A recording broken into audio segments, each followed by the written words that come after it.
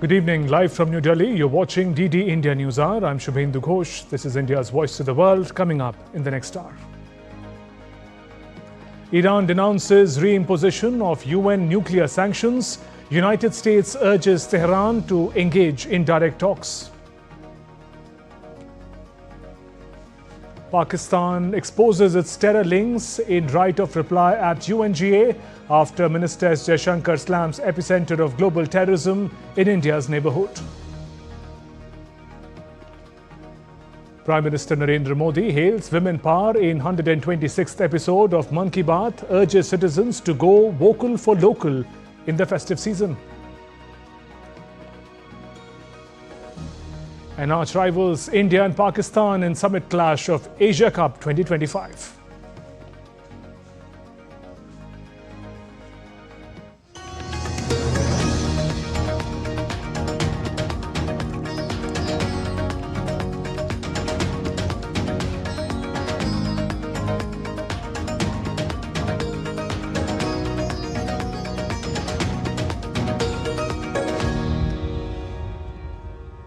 Iran has strongly condemned the reimposition of United Nations sanctions on its nuclear program, labeling them unjustifiable after talks with Western powers collapsed. The sanctions triggered under the snapback mechanism targets Iran's nuclear and missile activities. Tehran vows to defend its rights as the sanctions hit Iran's economy hard. Many fear the country could face even greater isolation. Here's more.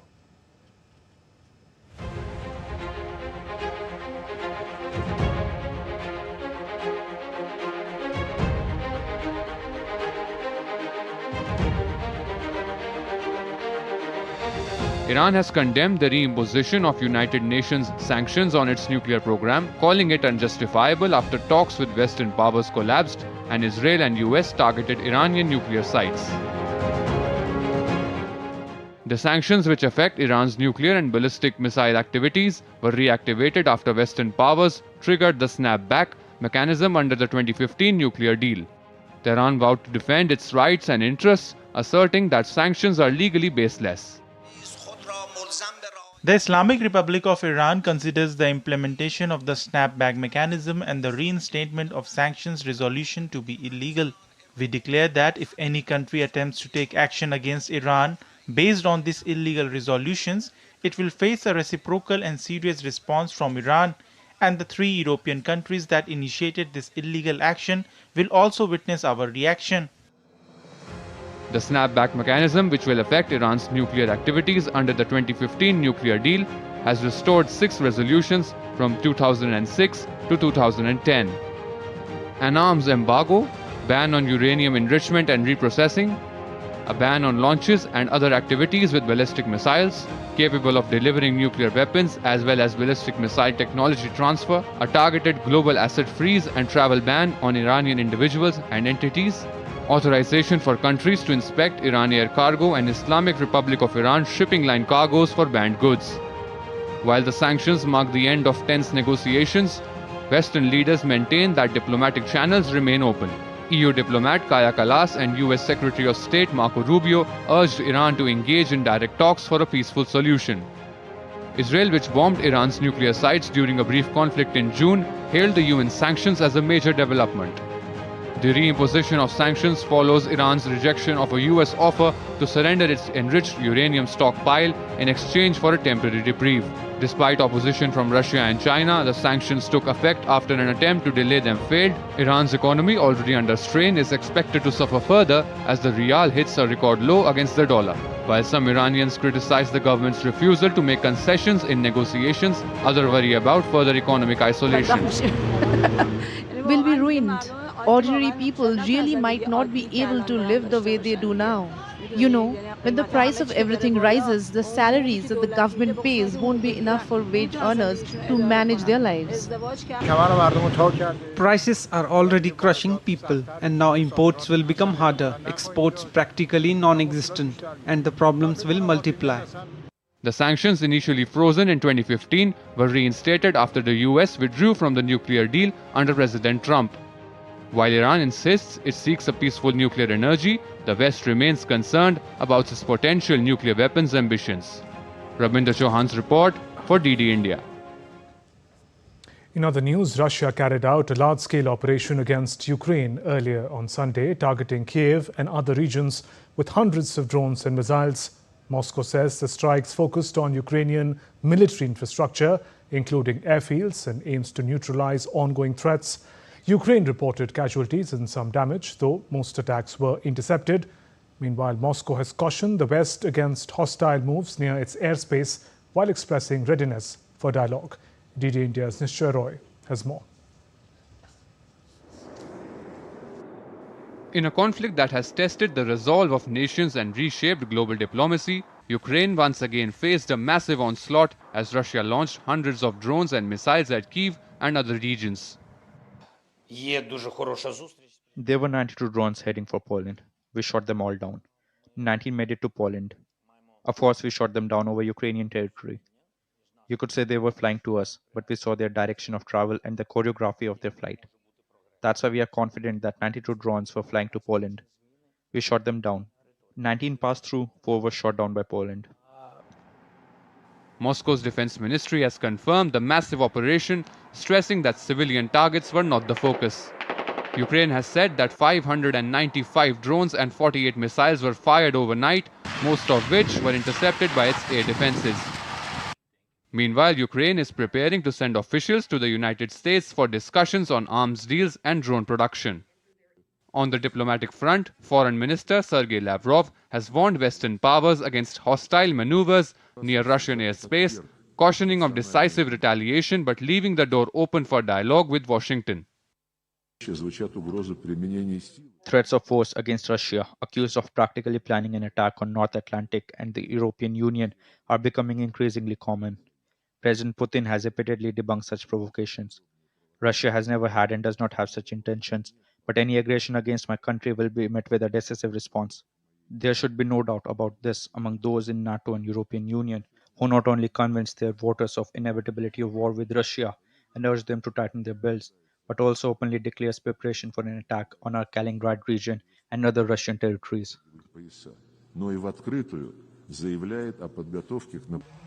De-escalating tensions in the Eastern Europe underscores not just the enduring toll on civilians, but the complex interplay of military action and international negotiations that continue to define this protracted war. Nishoy Roy reports for DD India. As tensions between United States and Venezuela intensify, emergency drills can be witnessed across the state of Venezuela, with President Nicolas Maduro taking firm stand against US aggression. DD India's Adamya Mishra has this report.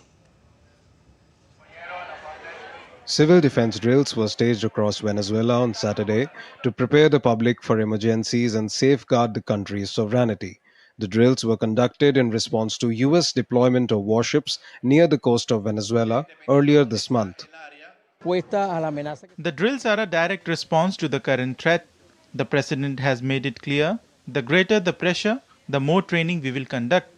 On Venezuela's Caribbean coast of La Guaira, fishermen voiced their worries about US military deployment in the Caribbean Sea and subsequent strikes on fishing boats. However, Washington said that the deployment is a part of an operation to counter drug trafficking in the area.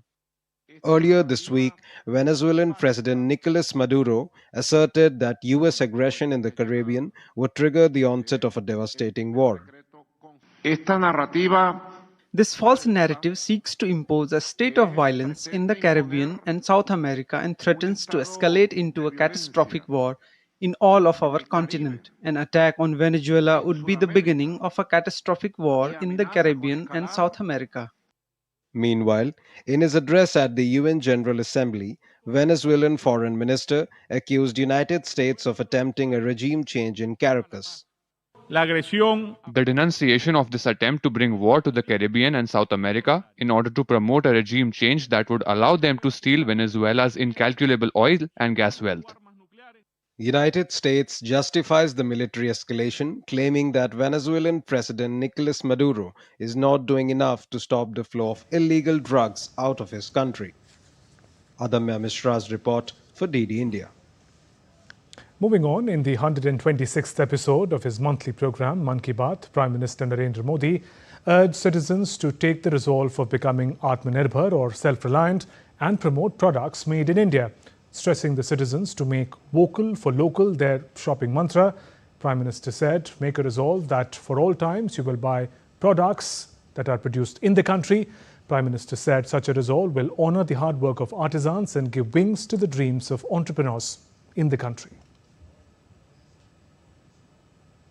Prime Minister Narendra Modi today urged people to celebrate the upcoming festive season with Swadeshi products and make vocal for local their mantra.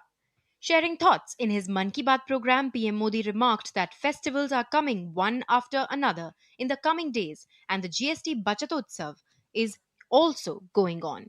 He called upon people to make a resolution to buy products that are produced in the country. He added that doing so will bring hope to a family, honor the hard work of an artisan, and give wings to the dreams of a young entrepreneur. Vocal for local को खरीदारी का मंत्र बना दीजिए, ठान लीजिए, हमेशा के लिए जो देश में तैयार हुआ है वही खरीदेंगे, जिसे देश के लोगों ने बनाया है वही घर ले जाएंगे, जिसमें देश के किसी नागरिक की मेहनत है उसी सामान का उपयोग करेंगे। जब हम ऐसा करते हैं तो हम सिर्फ कोई सामान नहीं खरीदते, हम किसी परिवार की उम्मीद घर लाते हैं, किसी कारीगर की मेहनत को सम्मान देते हैं, किसी युवा उद्यमी के सपनों को पंख देते हैं। Referring to Gandhi Jayanti that will be observed on the 2nd of October, Prime Minister Modi said Mahatma Gandhi always emphasized on the adoption of Swadeshi and Khadi was the most prominent among them. PM stated that during the last 11 years, the country's attraction towards Khadi has increased significantly and Khadi sales have seen a surge in recent years. PM Modi urged everyone to buy a Khadi product on the 2nd of October and share it on social media with the hashtag #VocalForLocal. PM Modi expressed happiness that the handloom and handicraft sector is also witnessing significant changes. He said many examples are emerging in the country that show that when tradition and innovation are fused together, amazing results can be achieved. He said that this fusion is also proving to be innumerable sources of income for people residing in small towns and rural areas. Bureau Report, DD India. Cleanliness not only strengthens a person mentally, physically and spiritually, but also lays the foundation of a healthier society.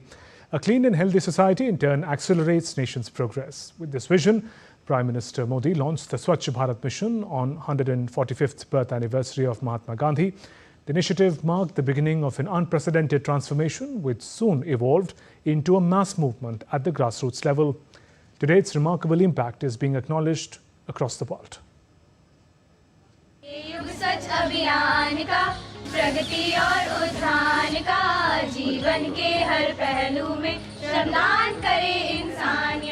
With the dream of freeing the nation from garbage waste and building a clean and healthy India, Prime Minister Narendra Modi launched the Swachh Bharat mission on 2nd October 2014.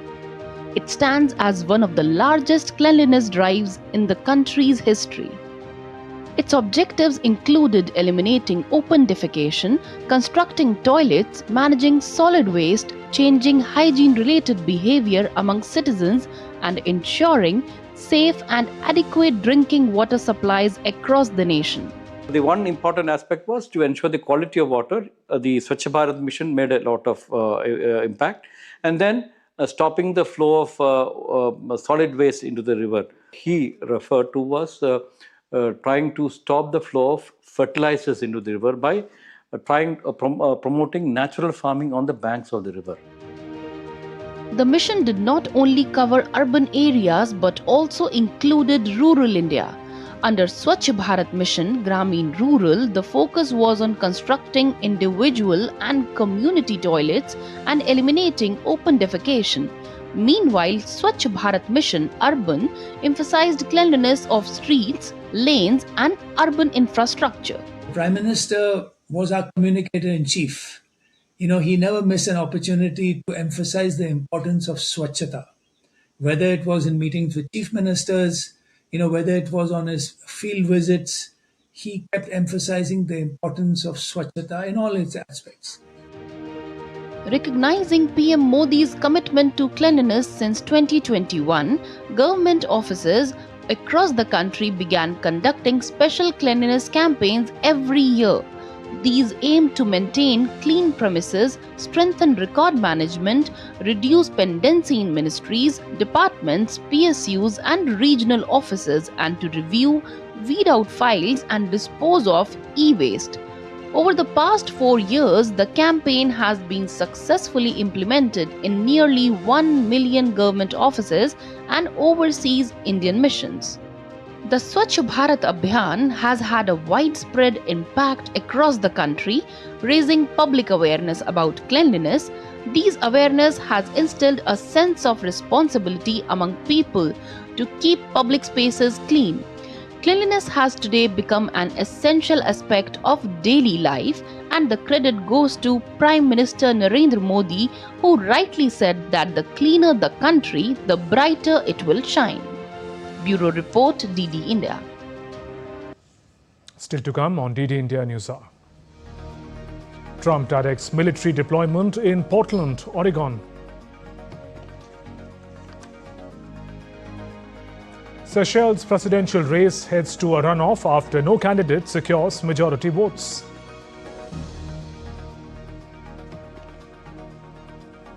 And wildfires trigger emergency in central Spain.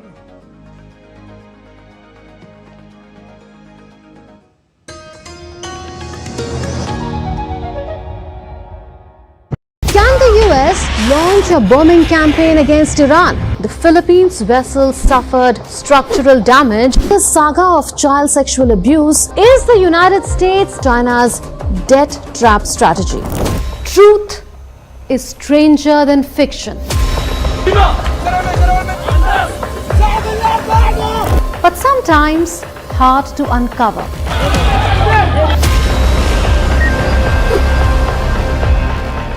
Trust us to tell the truth, unadulterated and pure, of every story that matters to you.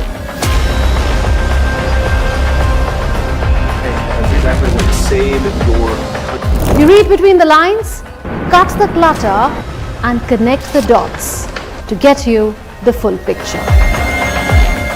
Watch Connecting the Dots at these times with me.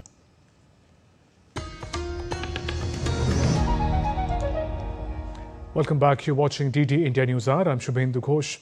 US President Donald Trump has ordered the military to be sent to Portland, Oregon, which he described as being war-ravaged. He told Defense Secretary Pete Hegseth to send troops to protect Portland and federal immigration buildings. Trump announced this decision on social media, explaining that the military would be deployed to safeguard federal immigration facilities from what he called domestic terrorists. He also said troops had permission to use full force if necessary. However, Oregon's Governor Tina Kotek disagreed with Trump's action. She said Trump does not have the legal right to send federal troops to Portland to protect these immigration facilities. There is no threat to national security, and there is no need for military troops in our major city.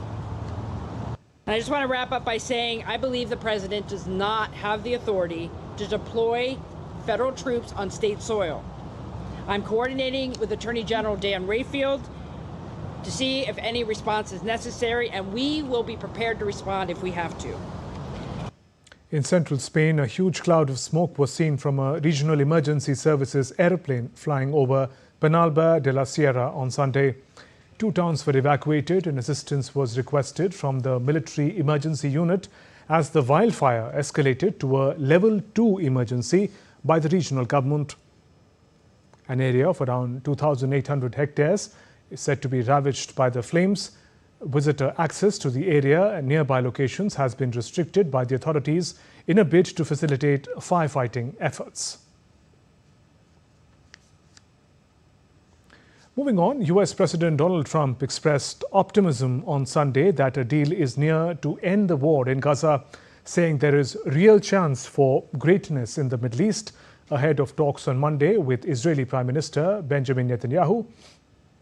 Meanwhile, Australian Prime Minister Anthony Albanese on Sunday reaffirmed the country's support for the establishment of a Palestinian state During an address at the UK Labour Party conference in Liverpool, Australia formally recognised Palestinian state alongside Canada and Britain as part of an effort to revive the momentum for a two-state solution that starts with a ceasefire in Gaza and the release of hostages held there.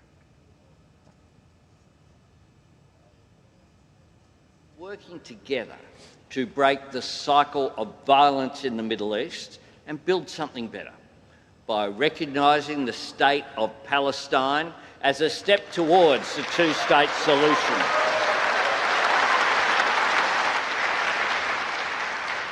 We want to see and we understand that is so essential for Israelis and Palestinians to be able to live in lasting and secure peace. The Seychelles presidential election will proceed to a runoff between the candidates after neither surpassed the 50% vote threshold. Opposition leader Patrick Hameni of United Seychelles received 48.8% votes, while incumbent Wavel Ramkalawan of L'Union Democratic political coalition secured 46.4% votes. In the National Assembly elections, the opposition United Seychelles won 20 seats, gaining control regardless of the presidential outcome. The winner of the runoff election will secure a 5-year term as president of Seychelles. More election news. Moldova held its 2025 parliamentary election on Sunday, an election that could affect their country's goal to join the European Union. The election stands crucial because Moldova is also dealing with possible interference from Russia. Voters must choose between parties that want closer ties with the EU and those that support stronger relations with Russia. The election tests Moldova's democracy and its future direction. Moldova's President Maia Sandu said a lot was at stake after she cast her vote in the parliamentary election.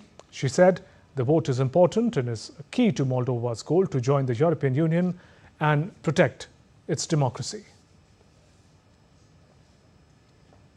Tragedy struck in Tamil Nadu's Karur district as a stampede at a political rally claimed 40 lives and left 51 injured. Chief Minister M.K. Stalin held an emergency meeting, announced a salarium of rupees 10 lakh for the families of the deceased and rupees 1 lakh for the injured. A single-member commission led by retired Madras High Court Judge Justice Aruna Jagdishan, who has been appointed to investigate the circumstances of the tragedy and recommend action, personally visited the government hospital in Karur to inspect facilities and assess healthcare services for the victims. Meanwhile, police have registered a case against several rally organizers in connection with the incident. The state government has assured strict action following the commission's report.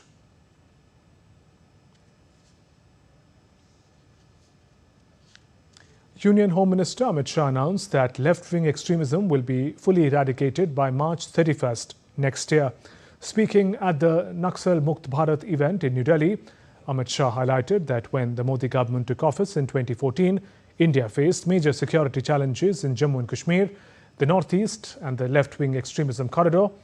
Shah noted a 70% decline in security personnel's deaths in the northeast between 2014 and 2024 due to the government's long-term strategy. Union Minister of State for Science and Technology, Dr. Jitendra Singh, has said that India must consciously build its strength in emerging technologies if it is to remain competitive globally. He was speaking at the 84th Foundation Day of CSIR, or Council of Scientific and Industrial Research, citing recent breakthroughs such as the first indigenously developed naphtamycin, an antibiotic effective against resistant respiratory infections. He said collaboration between CSIR and allied departments like biotechnology is essential to maximize national outcomes. जिस प्रकार से प्रधानमंत्री जी के नेतृत्व में सभी के सभी विज्ञान इनिशिएटिव्स का विस्तार भी हुआ है, प्राइवेट सेक्टर को और अधिक मात्रा में इंटीग्रेट किया गया है, उसी स्पिरिट को आगे बढ़ाते हुए हमने न केवल इन 37 के 37 इंस्टीट्यूट्स की शो केसिंग करके लोगों तक पहुंचने का प्रयास किया, उन लोगों तक जिनके लिए कि काम ज़िंदगी में वो ईज़ ऑफ लिविंग की संभावनाएं पैदा कर सकते हैं, बल्कि इनको साइंस के दूसरे विभागों के साथ भी इंटीग्रेट करके साइलों से निकाल करके एक व्यापक स्तर पर इंडस्ट्री रिसर्च एकेडमिया का लिंकेज स्थापित करके भारत की विकास यात्रा और विकास और विकसित भारत के उस लक्ष्य प्राप्ति के लिए जिस प्रकार से टेक्नोलॉजी का महत्वपूर्ण योगदान रहने वाला है, उसके महत्व को समझते हुए हमने उस तरह से इसको एक नया स्वरूप देने का प्रयास। Prasar Bharati has partnered with Collective Media Network to bring India's first AI-powered rock band, Trilok, to audiences via All India Radio, Doordarshan and Waves OTT. In conversation with DD India correspondent Shyama Mishra, Vijay Subramaniam, the founder of Collective Media Network, explains the initiative. AI is now omnipresent, but what is more surprising that we will hear music from a band which is completely made by AI. We have Vijay Subramaniam with us. He is the group CEO and founder at Collective Artists Network. Vijay, you've paired with the Waves OTT and we've seen a lot of short videos. Tell us about this band and how it is AI based and what it does. Firstly, thank you so much. Very, very happy with Prasar Bharati's and lucky to be partnering with the country's absolute far-reaching media company. Trilok is very close to my heart. Trilok, while you're saying it's AI, there are people behind Trilok are humans who make the songs. We use technology as a medium to make these songs faster, bigger, better. How did this idea come about? You know, that we should be catching this particular pulse and giving it to the audience. How? From where did it born? The idea came from a very simple insight, which is why hasn't technology been used to enhance creativity? I think in the classic debate of is AI for or against human creativity, I would always say that industrial revolution of any shapes and forms or technological revolutions have always come and advanced when you treat them as friends. This collaboration with Waves OTT, how did that come about and how is it going? Big proponent of Honorable Prime Minister's initiatives in the last more than a decade, which has made India truly into a global brand. And I think, how did it come about? I don't know how else. I think Prasar Bharati reaches to the nooks and corners of this country, and I think Waves is one of those initiatives that we all should be very proud of. Thank you very much for talking to us. So, yes, we should be looking forward to listening to more music from Trilok, and it is available on Waves OTT. So, please go and do check about these devotional music coming out straight from the AI band. With camera person Suresh Kale, this is Shyama Mishra for DD India, Mumbai. Let's take a look at other stories making news around the world. Polar bears have occupied an abandoned Soviet research station on Kolyushin Island in Russia's Shusky Sea. A travel blogger captured footage of the bears exploring the deserted building, with some interacting playfully. The station was vacated by scientists shortly after the Soviet Union collapsed some 30 years ago. Mango cultivation is rapidly expanding in Turkey's Antalya, where annual production has touched 8,000 tons. Known for its taste and aroma, the locally grown mangoes have seen a surge in demand in the Turkish as well as international markets. A unique ancient water clock or klepstra has been authentically restored and unveiled in Plovdiv, Bulgaria, the only one of its kind in the country, created by sculptor Viktor Limonov using global archival data. The clock dates back over 20 centuries and originally stood in a Roman temple to Venus.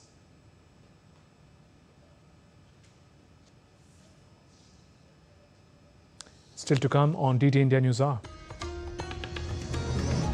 We talk about how Pakistan stands exposed at UNGA over its terror policy.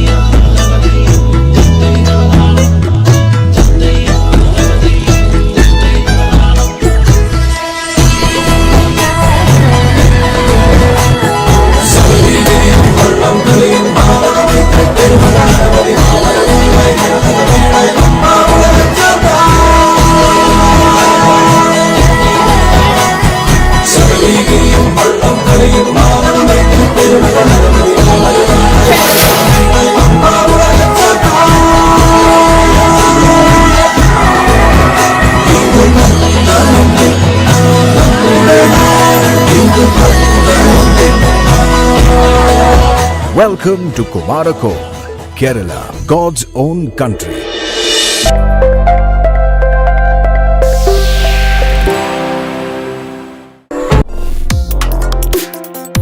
Complex issues, hidden agendas, twists and turns, strategic games. We think all dots are linked. We just need to connect them. Join me every week as I connect the dots to unravel hidden designs in statecraft, mysteries, and decode issues that matter to you. Watch Connecting the Dots with me at these times on DD India. Welcome to DD India, where a billion voices unite, connecting viewers to the stories that matter. India is not just another news channel. It's the international channel that puts the spotlight on the global south, bringing you stories from the heart of emerging economies, dynamic cultures, and transformative voices. As the international news channel of India's public broadcaster Prasar.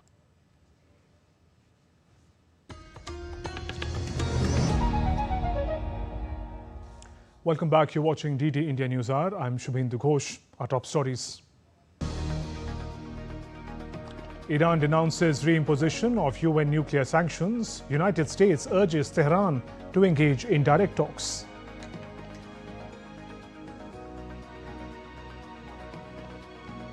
Pakistan exposes its terror links in right of reply at UNGA after S. Jaishankar slams epicenter of global terrorism in India's neighborhood. Prime Minister Narendra Modi hails women power in 126th episode of Mann Ki Baat, urges citizens to go vocal for local during festive season.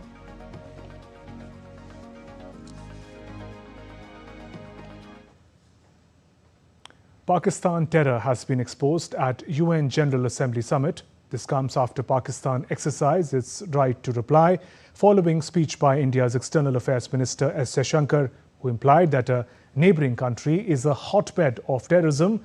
The Pakistani representative accused India of making false allegations and attempting to tarnish its image. In response, the Second Secretary at India's permanent mission to the UN, Rantala Srinivas, expressed that it was shocking that the unnamed country chose to respond, effectively acknowledging its long-standing involvement in cross-border terrorism. It is telling that a neighbor who was not named chose to nevertheless respond and admit their long-standing practice of cross-border terrorism. Pakistan's reputation speaks for itself. Its fingerprints are so visible in terrorism across so many geographies. It's a menace not only to its neighbors but to the entire world. No arguments or untruths can ever whitewash the crimes of terrorists done.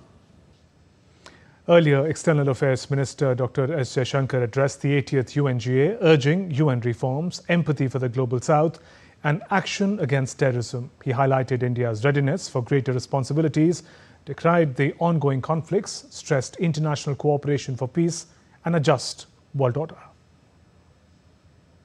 External Affairs Minister Dr. S. Jaishankar delivered a compelling address at the 80th United Nations General Assembly on Saturday. On building peace, the minister decried conflicts in Ukraine and West Asia, emphasizing nations like India must engage all sides for solutions.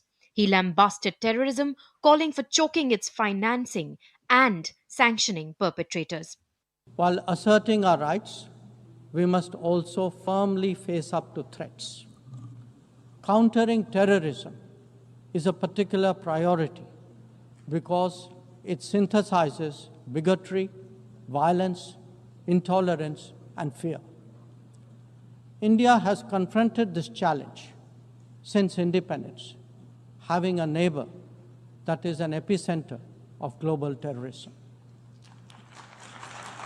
For decades now, major international terrorist attacks are traced back to that one country.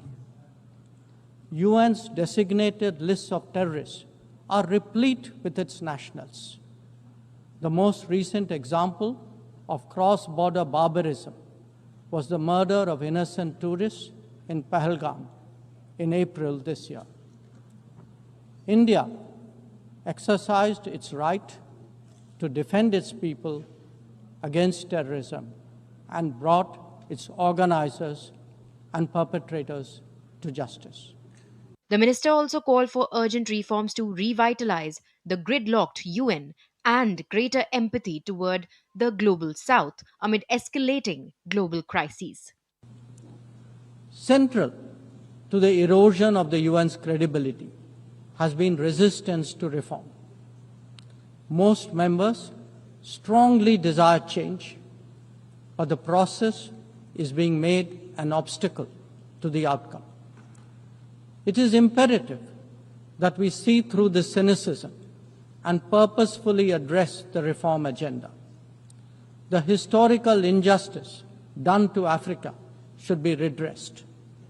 Both permanent and non-permanent membership of the Council must be expanded.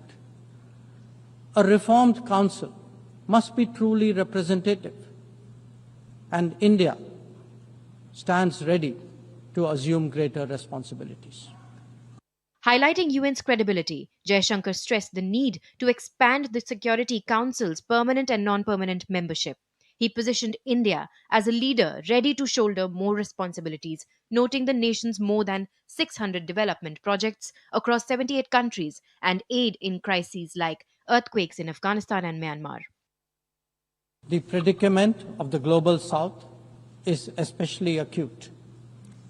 Bharat, under the leadership of Prime Minister Narendra Modi, believes that it has both a duty to contribute and an obligation to motivate.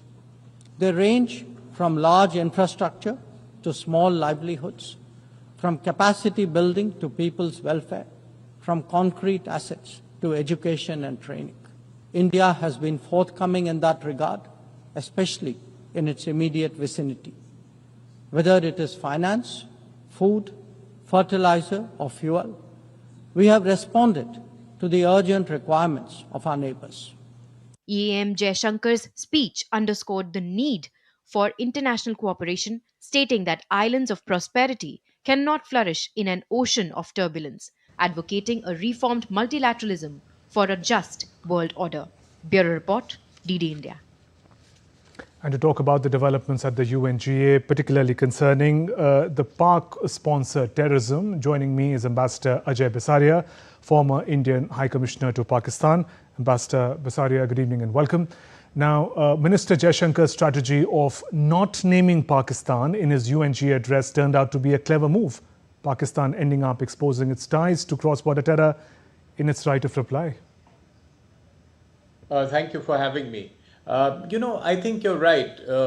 This is a long-term practice for India in this annual ritual that takes place at the UNGA, to try not to name Pakistan directly. And this stands in contrast to Pakistan, which has an obsession on India and Kashmir and brings up and rakes up these issues all the time. So I think what India did this time, as it has been doing in the past, is talk about a range of issues which concern India as one of the fastest growing economies of the world, one of an aspiring major power, and talked about, as your report said, about reformed multilateralism, about leadership of the global south, about issues like climate change and the trade and tariffs and so on. But it was a generic reference to terrorism, particularly in India's neighborhood, and also to the kind of challenges that India has faced. So I think it was a broad-based kind of statement which talked about India's trajectory and the global issues that India comes across, among which terrorism is an important one, particularly after the summer attack that India faced. And I think this stands in contrast to the speech made by the Pakistan Prime Minister, which went chapter and verse into details and a parade of lies and claims about how many aircraft were downed or how battles were won. So I think this was a more statesman-like and a broader statement than the one we saw from Pakistan.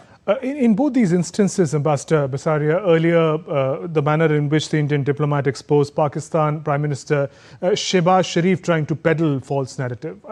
How are these narratives then received in an international gathering such as the UNGA?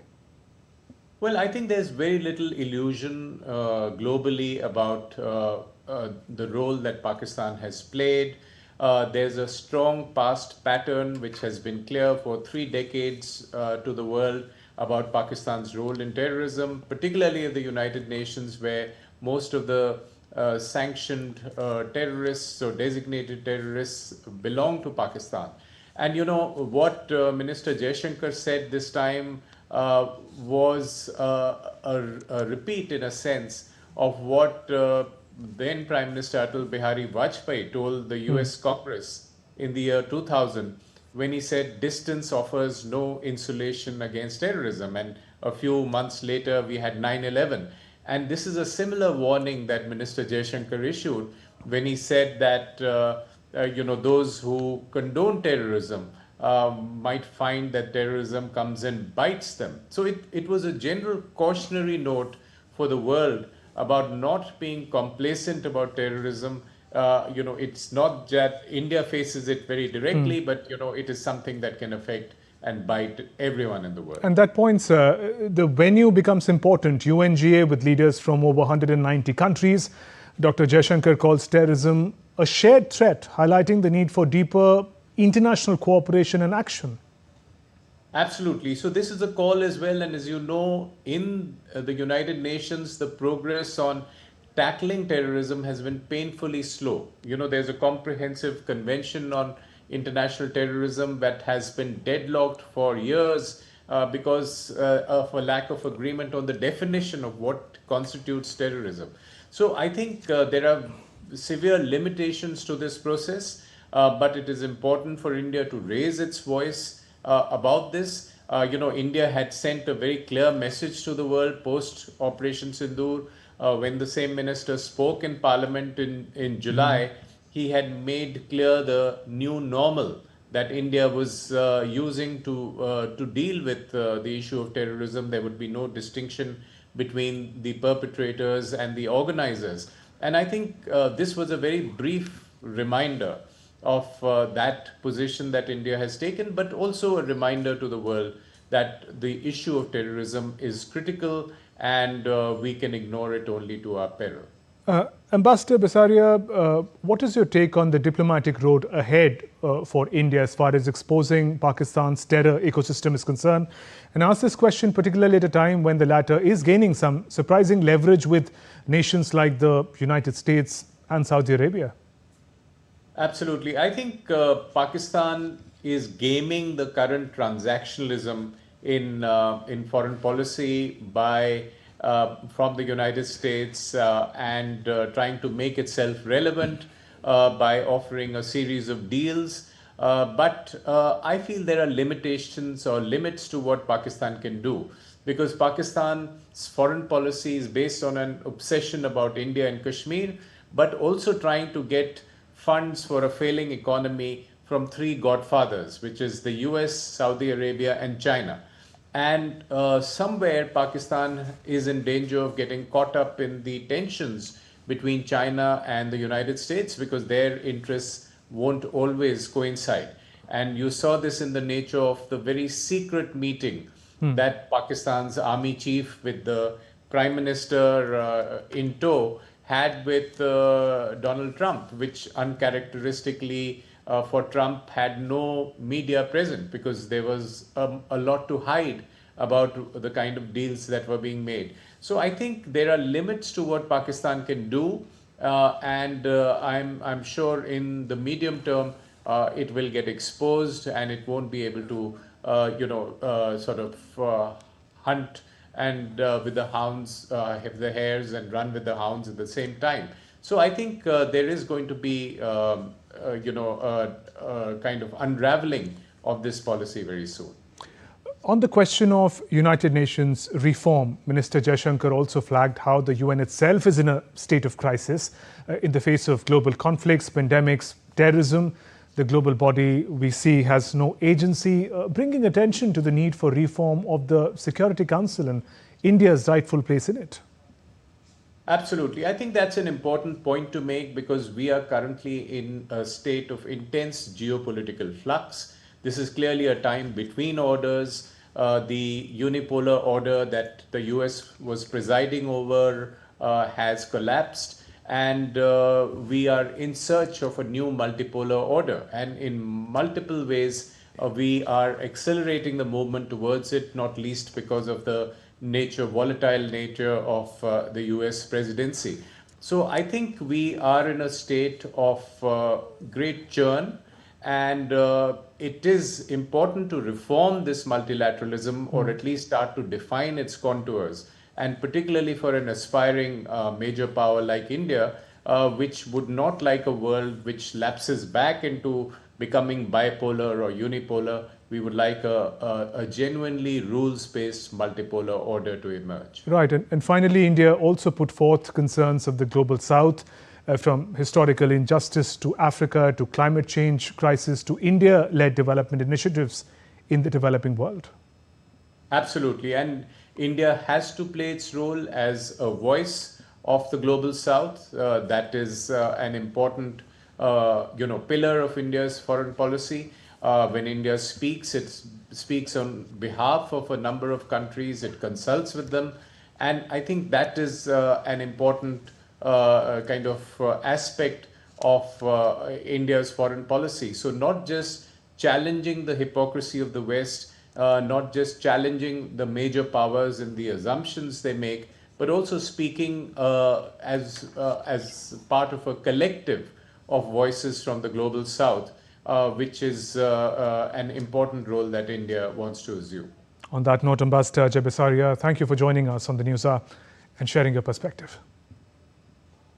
Moving on, Director of Swami Vivekananda Cultural Centre in Colombo, Professor Ankuran Datta, thanked Prime Minister Modi for acknowledging the translation and rendering of Dr. Bhupen Hazarika's song in Sri Lanka's official languages. PM Modi, during Mann Ki Baat, paid homage to Dr. Hazarika and played the Sinhala and Tamil renditions of the famous Manuwe Manuar. Speaking exclusively to Akashvani, Professor Datta said the songs were released on the 8th September on the occasion of birth centenary celebrations of Dr. Hazarika.